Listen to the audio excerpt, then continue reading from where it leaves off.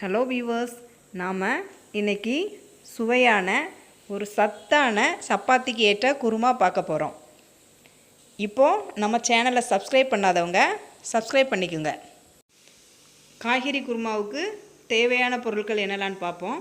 வெங்காயம் கட் பண்ணியிருக்கு, அதுக்கப்புறம் ஒரு உருளைக்கிழங்கு, ஒரு 8 பீன்ஸ் எடுத்து கட் பண்ணி வச்சுருக்கிறேன், ஒரு பெரிய கேரட் இவ்வளோ கட் பண்ணி வச்சுருக்கிறேன், ஒரு தேங்காயில் பாதி தேங்காய் துருவி வச்சுருக்கிறேன், அதுக்கப்புறம் கொஞ்சோல 2 ஸ்பூன் பொரிக்கடலை, ஒரு 1/4 ஸ்பூன் கசகசா, ஒரு 6 முந்திரி பருப்பு, ஒரு பிரிஞ்சி இலை, கொஞ்சம் பட்டை, 3 கிராம்பு, 2 ஏலக்காய், இஞ்சி பூண்டு பேஸ்ட்டு, ஒரு தக்காளி, அதுக்கப்புறம் ஒரு கைப்பிடி அளவு பட்டாணியை சுடுதண்ணியில் ஊற போட்டு எடுத்து வச்சுருக்கிறேன், 3/4 ஸ்பூன் மல்லித்தூள், இந்த மல்லித்தூள் கூட மஞ்சளும் சேர்ந்து கலந்து அரைச்சது, அதுக்கப்புறம் 1/2 ஸ்பூன் வத்தல் தூள், ஒரு 1/4 ஸ்பூன்லேயும் கம்மியாக தான் கொஞ்சம் கரம் மசாலா தூள் இவ்வளோ எடுத்து வச்சுருக்கு. இப்போ நாம் இந்த தேங்காய், அதுக்கப்புறம் இந்த பொரிக்கடலை, கசகசா, முந்திரி பருப்பு இதை இவ்வளோத்தையும் சேர்த்து நைஸாக அரைச்சி எடுத்துக்குவோம். இப்போ இதில் 2 ஸ்பூன் எண்ணெய் ஊற்றிக்குவோம்.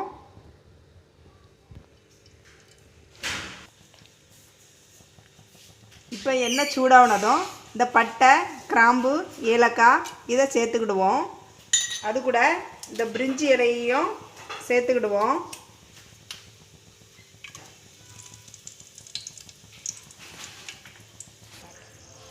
இது கூட இப்போ வெங்காயத்தை சேர்த்துக்கிடுவோம்.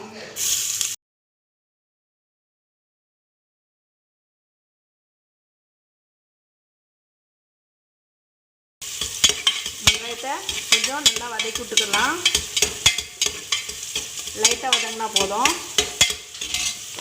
லைட்டாக வதங்கினோடனே அது கூட வேறு எல்லா காய்கறியும் சேர்த்துக்கலாம். கேரட்டு, பீன்ஸு,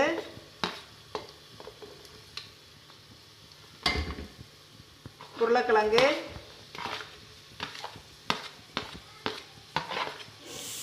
தக்காளி,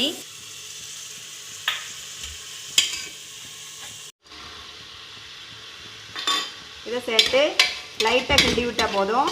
நிறைய நேரம் வதக்க வேண்டிய அவசியம் இல்லை. 1 ஸ்பூன் இஞ்சி பூண்டு பேஸ்ட் சேர்த்துக்குவோம்.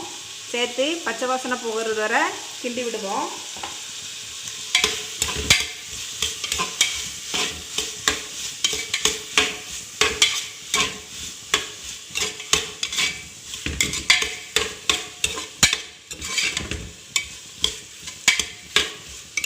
கொஞ்சம் வதங்கிட்டு இஞ்சி பூண்டு வாசனையும் போயிட்டு அது கூட நம்ம எடுத்து வச்சுருக்கிற மல்லித்தூள், வத்தல் தூள், கரம் மசாலா இதை சேர்த்துக்குவோம். சேர்த்து அப்படியே கிண்டி விடுங்க.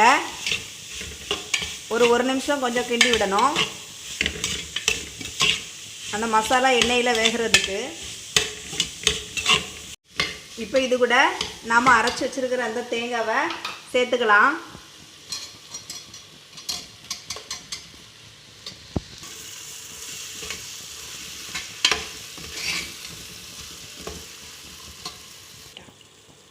இது கூட இப்போ ஓரளவு தண்ணி சேர்த்துக்கணும். ஒரு 2 கப் தண்ணி சேர்த்துக்கலாம். சேர்த்து கிண்டி விடுவோம்.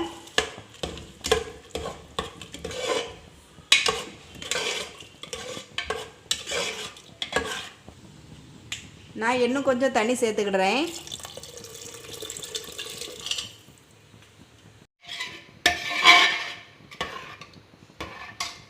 இதுக்கு தேவையான அளவு உப்பு போட்டு வச்சிடலாம். இப்போ குக்கரை மூடிடலாம். மூடி ஒரு 2 விசில் அடித்த பிறகு ஒரு 2 நிமிஷம் சிம்மில் போட்டு வச்சிடணும். 2 விசில் வந்துட்டு இப்போ நம்ம சிம்மில் வச்சுக்குவோம். 2 நிமிஷம் சிம்மில் வைக்கணும். இனி ஆஃப் பண்ணிடலாம். இப்போ கேஸ் ரிலீஸ் ஆகிட்டு நம்ம ஓப்பன் பண்ணி பார்க்கலாம்.